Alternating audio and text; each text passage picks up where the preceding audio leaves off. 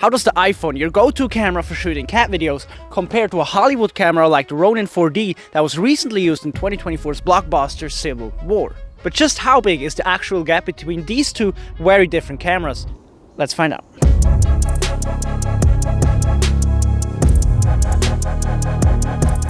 I took both of these cameras to different locations to see how each of them perform in various real-life scenarios. Take a guess in the comments which one do you think is camera A and what one is camera B.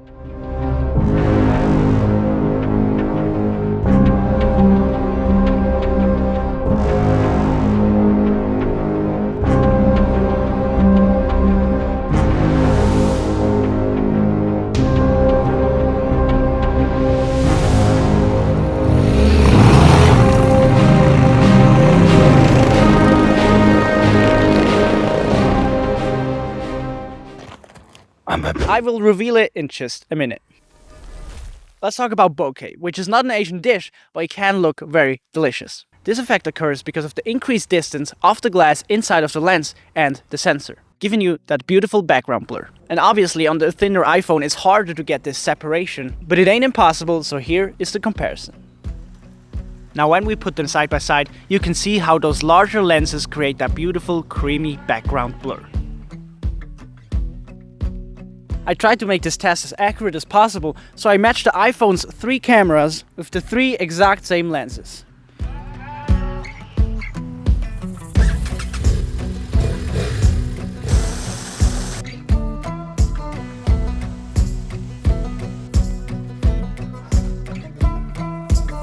The iPhone has 3 different lenses built in: a 13mm wide angle, a 24 and a 120mm telephoto lens.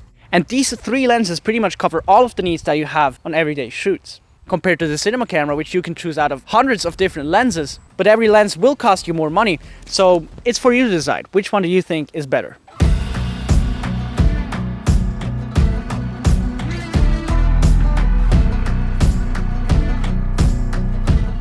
What makes most cinema cameras so much better than smartphones is the so-called dynamic range, which is basically the sensor's capability of capturing as many highlights and shadows as possible before either one of them loses information. This is why most of the movies look so much more professional, or how we all like to call it, cinematic. So here's a comparison between these two in an environment where high dynamic range is very much needed. And as you can see, clearly the bigger sensor outperforms that tiny weeny iPhone sensor. It can just take in so much more information, but for that, the iPhone actually holds up pretty well. This is the reveal of the Batman scene. So the first shot was on iPhone, followed by 2 Ronin clips. And this shot might have fooled some people because this is actually on the iPhone. Then I had to continue with the Ronin because it was getting so dark that the iPhone couldn't keep up anymore. These shots were taken earlier on the iPhone as well. Let me know if you got everything right. Guys, the support on the last video was absolutely insane. I thank every single one of you guys. Let's keep this channel growing and let's keep having fun. Stabilization. If there's one thing that we don't like, it's shaky camera footage. Like, just hold your camera still.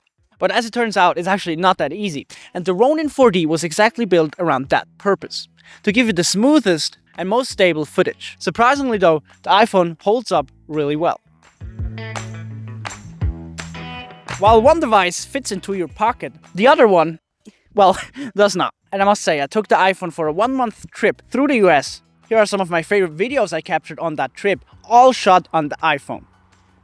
And just the fact that you have this amazing quality in your pocket at all times is kind of overpowered. So the iPhone definitely wins in this category. When it comes to post-production, the cinema camera does take the lead. The bigger sensor, the bigger dynamic range, allows you to tweak and edit the footage just a lot better, and it's easier to get that professional look. However, the iPhone here as well doesn't really underperform that much. Like, yes, you can see that it's phone footage, but would you know if you didn't know? While Hollywood will probably stick to the more high-end cinema cameras for a while, it is very impressive to see how far smartphones have come, and definitely makes the future for phone filmmakers very exciting. Thank you for watching, and please subscribe.